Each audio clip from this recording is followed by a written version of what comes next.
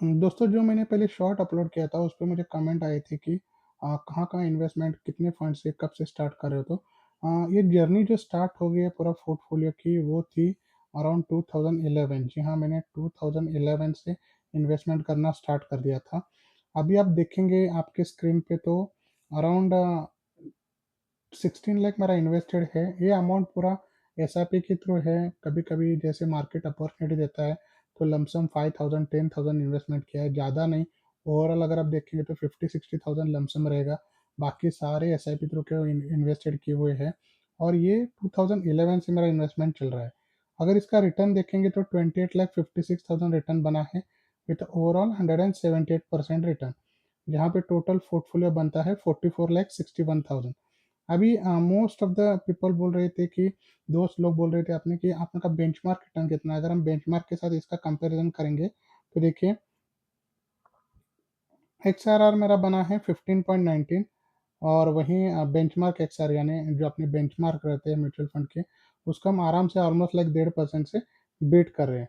तो अभी कौन से म्यूचुअल फंड्स मेरे पोर्टफोलियो में हैं और मैंने कब एसआईपी स्टार्ट किया था, इस पे मैं आपके साथ डिटेल शेयर करूँगा। पहला मैंने जो इन्वेस्टमेंट किया था वो था एचडीएफसी मिडकैप फंड ग्रोथ। ये मैंने 2011 में इन्वेस्टमेंट स्टार्ट की थी और उस टाइम को रेगुलर फंड थे, डायरेक्ट फंड अवेलेबल नहीं थे। इसलिए आप स्क्रीन पे देख पा रहे हैं कि यहाँ पे नीचे आपके यहाँ पे ये देखिए कमीशन 85,000 कमीशन सेव के करके आ रहा है। तो मैं अगर इस पे क्लिक कर दूँगा तो ये देखिए ये मैंने रेगुलर यहाँ पे आपके सामने स्क्रीन पे आ जाएगा, ये रेगुलर म्यूचुअल फंड है, ये डायरेक्ट म्यूचुअल फंड है, ठीक है? रेगुलर में क्या होता है एक्सपेंस रेशियो ज़्यादा होता है वहीं डायरेक्ट म्यूचुअल फंड में एक्सपेंस रेशियो कम होता है। ओवरऑल मैंने इसमें ऐसा भी जैसे मैंने आपको बोला पहले 2011 से इन्वेस्टमेंट किया था और इन्वेस्टेड अमाउंट है 95,000 11,000 की एसआईपी थी। पूरा 8 इयर्स के लिए इन्वेस्टमेंट किया था और उसका अभी करंट वैल्यू बना है 7,75,000 विथ ओवरऑल 6,79,000 मुझे गेन हो गया है। अगर मैं सिर्फ आपको इन टर्म्स ऑफ एक्सआरआर बताऊँ तो ये देखिए, इसका एक्सआरआर बनता है 18.95। वहीं मैंने आफ्टर इसका परफ़ॉर्मेंस यानी इसका परफ़ॉर्मेंस बहुत अच्छा हो गया इसलिए मैंने डायरेक्ट रेगुल जहाँ पे मैंने ये रेगुलर में इन्वेस्टमेंट किया था, वही मैंने अनदर एसआईपी स्टार्ट किया आफ्टर 2018 वापस HDFC midcap direct mutual fund में। तो उसमें भी मेरा अराउंड 1,84,000 इन्वेस्टेड है और अभी करंट वैल्यू 5,35,000 है। उसका एक्सआरआर बनता है लाइक 19.74%। फिर अगर आप देखेंगे तो मैंने निप्पॉन इंडिया स्मॉल कैप में भी इन्वेस्टमेंट किया था। इसका भी 1,43,000 इन्वेस्टेड है, इसका भी करंट वैल्यू चल रहा है 5,32,000 और एक सारा बना है 21 लाख 20.51%। ईएलएसएस ने थोड़ा अंडर परफॉर्मेंस दिया क्योंकि मैं जॉब करता हूँ, तो मैंने ईएलएसएस में इन्वेस्टमेंट किया था। अभी 2 लाख ओवरऑल इन्वेस्टेड अमाउंट था, उसका करंट वैल्यू बना है 3,95,000। एक्सआरआर इसका सिर्फ 14% है। फिर आईसीआईसीआई लार्ज कैप ये भी अच्छा लार्ज कैप फंड होने के बावजूद 13.72% रिटर्न मिला है। फिर आप वैल्यू फंड का भी रिटर्न देखिए, वैल्यू फंड ने भी अच्छा रिटर्न दिया है, 15.28 एक्सआरआर रिटर्न दिया है। सबसे जो अच्छा परफॉर्मिंग फंड है मेरा वो है एचडीएफसी स्मॉल कैप, जहाँ पे मैंने 93,000 इन्वेस्टमेंट किया है, करंट वैल्यू बना है 3,16,000 और एक्सआरआर बनता है 21.21%। एसबीआई फोकस फंड में भी इन्वेस्टमेंट है 1,25,000, करंट वैल्यू चल रहा है 2,83,000 और एक्सआरआर बना है 15.84।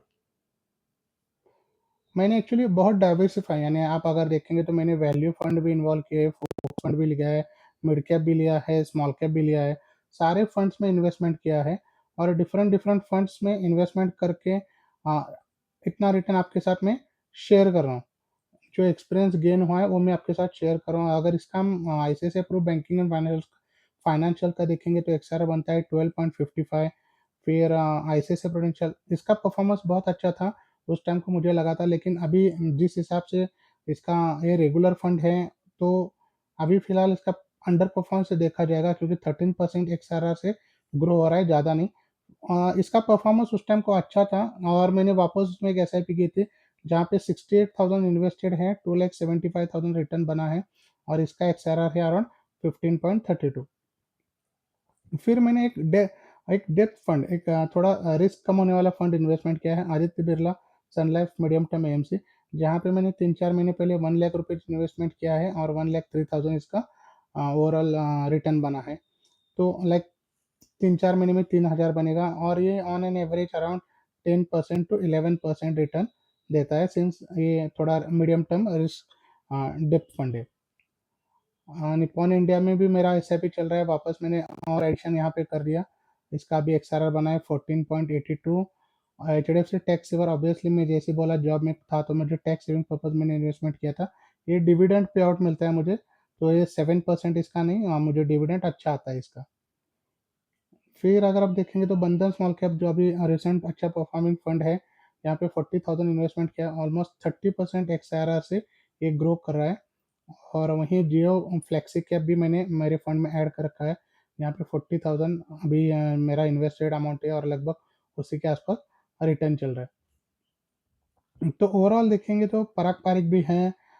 उस टाइम को मैंने 4,000 पे इन्वेस्टमेंट किया था, फिर मुझे लगा पता नहीं, फिर मैंने आगे इन्वेस्टमेंट नहीं कंटिन्यू किया, इसका भी एक्सर अराउंड 17% है।